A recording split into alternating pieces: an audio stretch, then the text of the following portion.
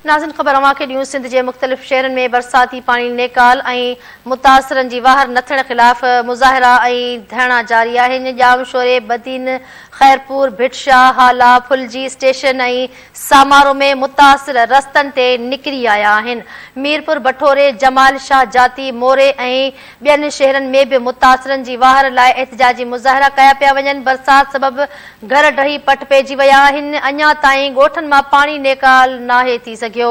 मुज़ाहिरीन जो चवणु आहे त अञा ताईं बरसाति जो पाणी नेकाल न थी सघियो आहे।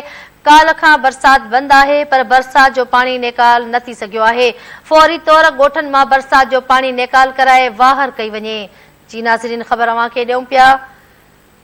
सिंध जे मुख़्तलिफ़ शहरनि में बरसाती पाणी नेकाल ऐं मुतासिरनि जे वाहर न थियण ख़िलाफ़ मुज़ाहिरा ऐं धरना जारी आहिनि। जामशोरे बदीन ख़ैरपुर भिटशाह हाला फुलजी स्टेशन ऐं सामारो में मुतासिर रस्तनि ते निकिरी आया आहिनि।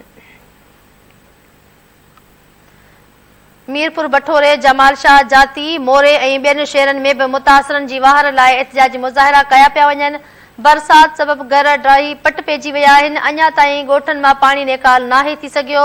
इहो चवणु आहे मुज़ाहिरीन जो। मुज़ाहिरीन चयो आहे त फौरी तौर ॻोठनि मां बरसाति जो पाणी नेकाल कराए वाहर कई वञे। मुतासिरनि जी वस्त वारनि खे अपील आहे। नाज़रीन, मुतासिरनि वस्त वारनि खे अपील कई आहे त फौरी तौर पाणी नेकाल कराए वञे। इन हवाले सां दती टीवी न्यूज़ जो रिपोर्टर रहीम बख्श बलोच नॉकलाइन ते मौजूद आहे। जी रहीम बख्श, आगाह कजो कहिड़ा तफ़सील आहिनि? धरना जारी आहिनि मुतासिरनि जा? जी बिल्कुल फौजिया, जामशोर में बरसात दौरान मुतासिर थियलनि जी मालिकी न थियण ख़िलाफ़ मुतासिर माण्हू औरतुनि ऐं ॿारनि सां गॾिजी रोड ब्लॉक करे धरणो हयो आहे। जंहिं सबबि सवें गाॾियूं जेके आहिनि बीहजी वियूं आहिनि। ट्रैफिक मुअतल थी वई आहे।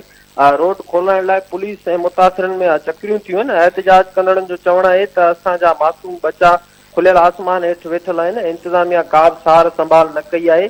कम से कम राशन फराहम कयो वञे ऐं टेंट ॾिना वञनि त रही सघूं। इंतिज़ामिया मालिकी न कई त एहतिजाज खे जारी रखंदासीं। जी ठीकु आहे रहीम, वॾी महिरबानी तफ़सील ॾियण जे लाइ।